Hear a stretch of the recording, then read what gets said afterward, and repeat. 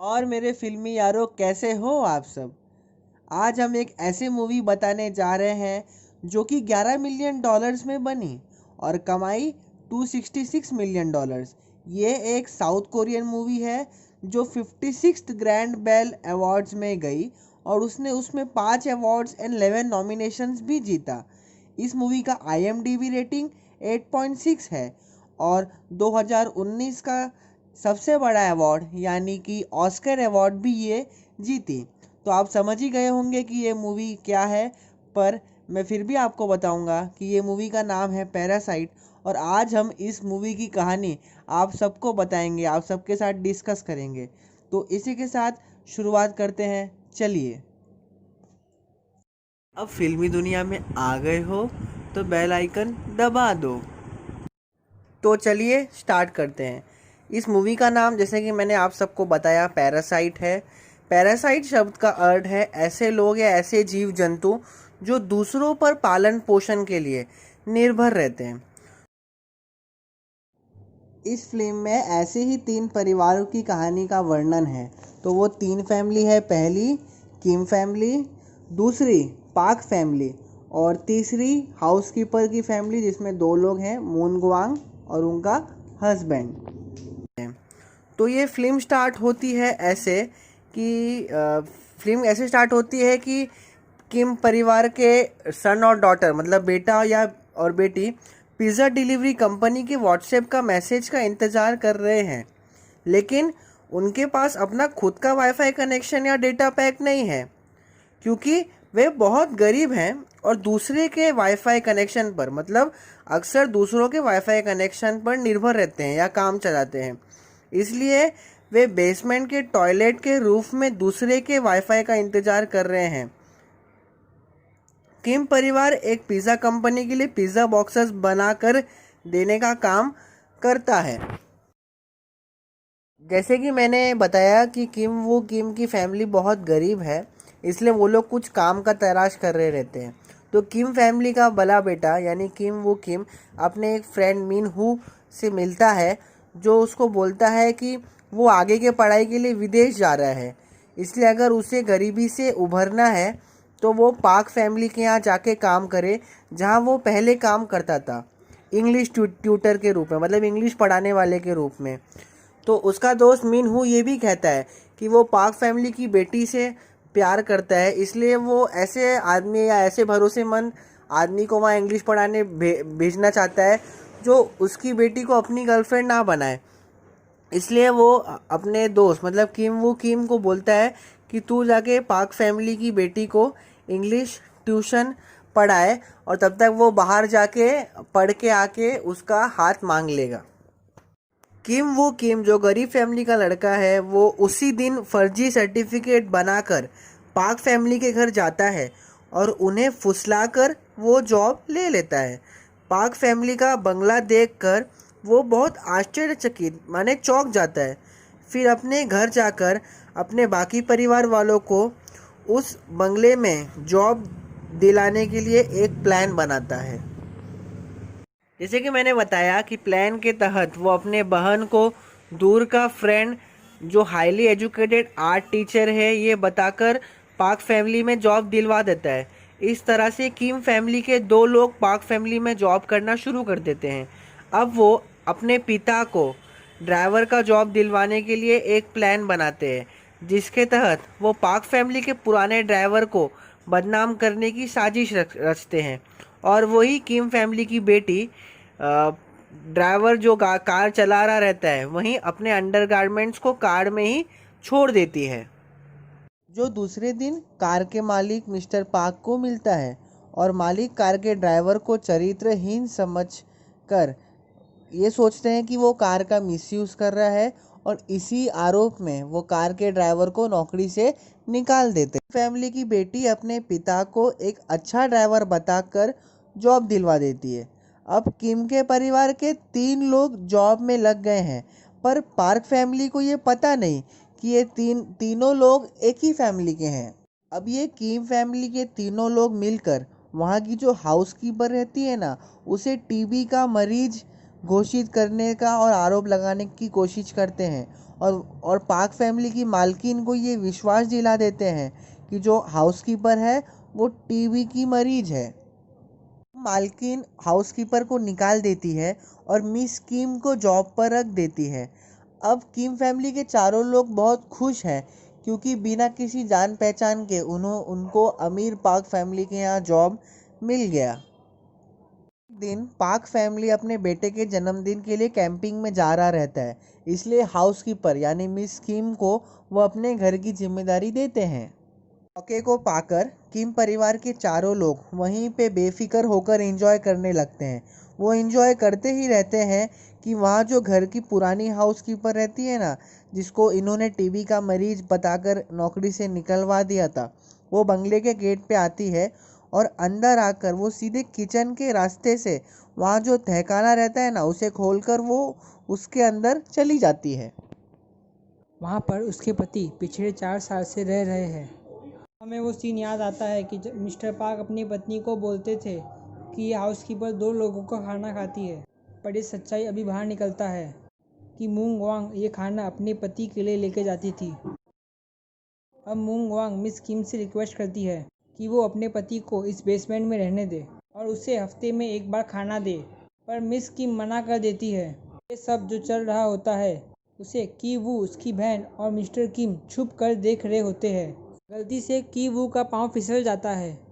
अब वो लोग मूंग वांग और उसके पति के सामने गिर जाते हैं। ये देख के मूंग वांग समझ जाती है कि यहाँ कुछ और ही चल रहा है। फिर वो मोबाइल निकाल कर उनका वीडियो बनाने लगती है और फिर वो उन्हें ब्लैकमेल करने लगती है।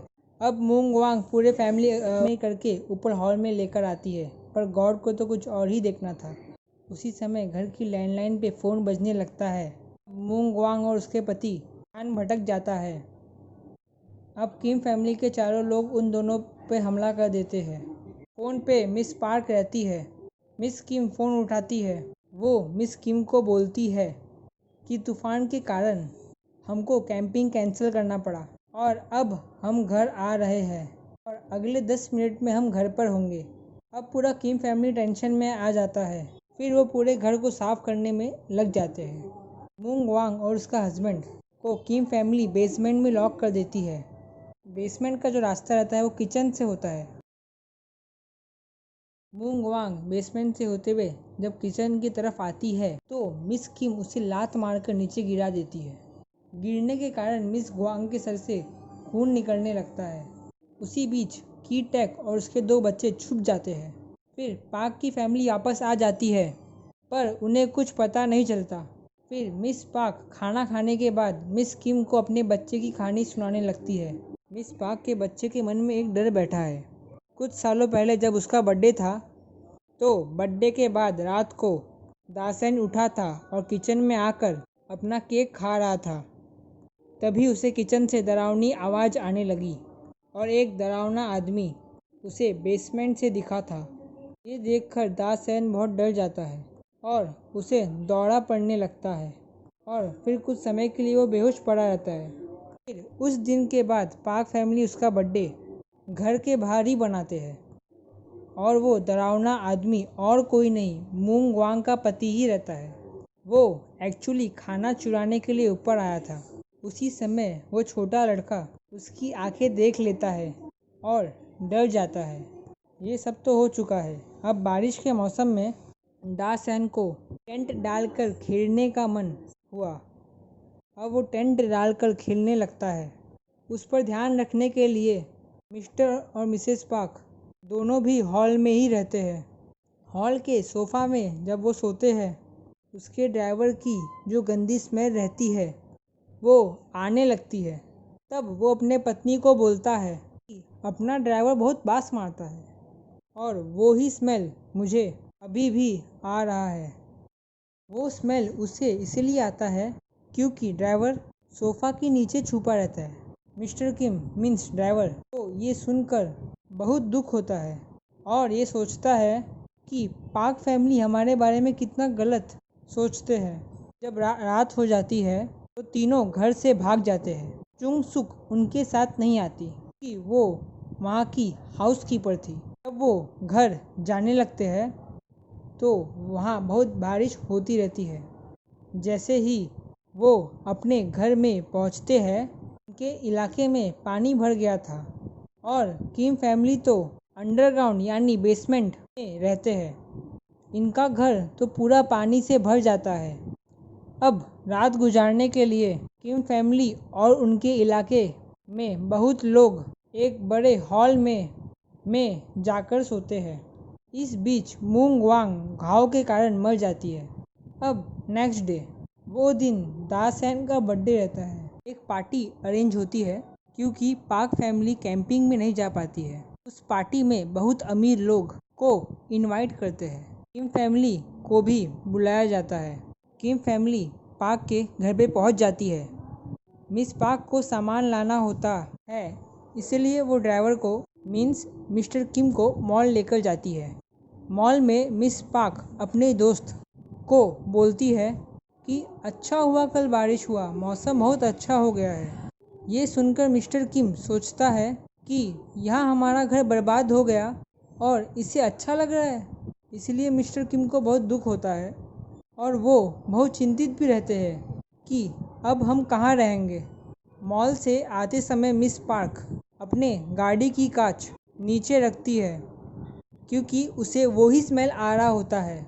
ये देखकर मिस्टर किम को गुस्सा आने लगता है। अब इस पार्टी में मिस्टर किम एंड मिस्टर पाक एक प्ले करने वाले रहते हैं। उसका रिहर्सल ये दोनों कर रहे होते हैं, पर इस रिहर्सल में मिस्टर किम कोई इंटरेस्ट नहीं दिखाते।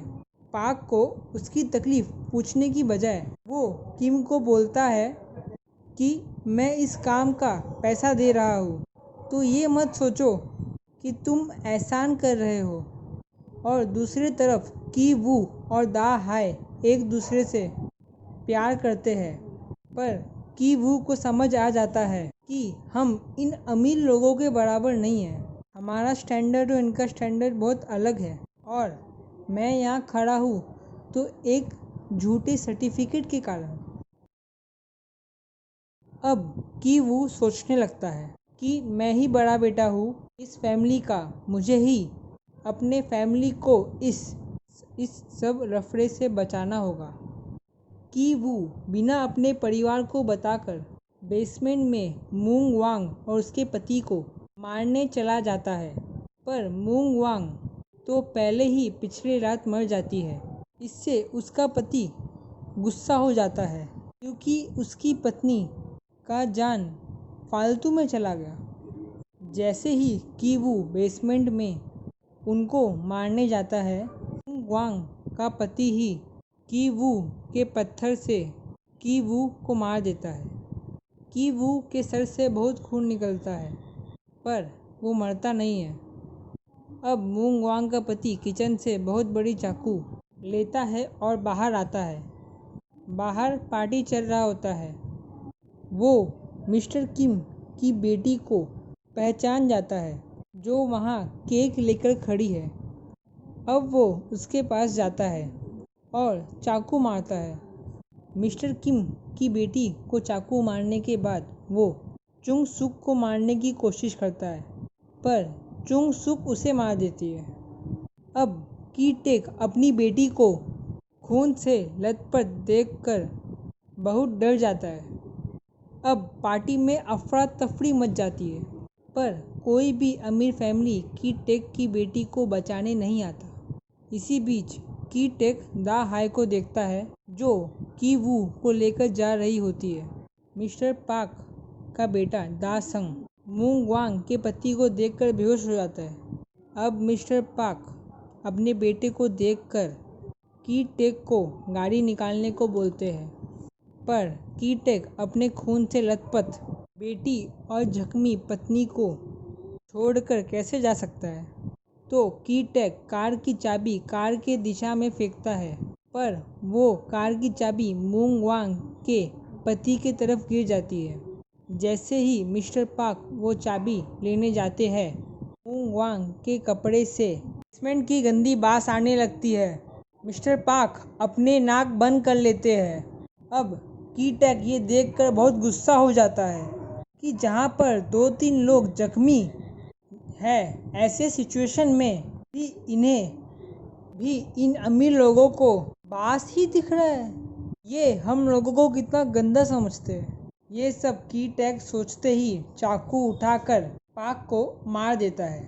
ये देखकर और भी भगदड़ मच जाती है। की टैग वहाँ से भाग जाता है। मिस्टर पाक गुजर जाता है और की वू को 1 महीने बाद होश आता है। अब पुलिस वालों को बेसमेंट के बारे में तो ये पता नहीं रहता।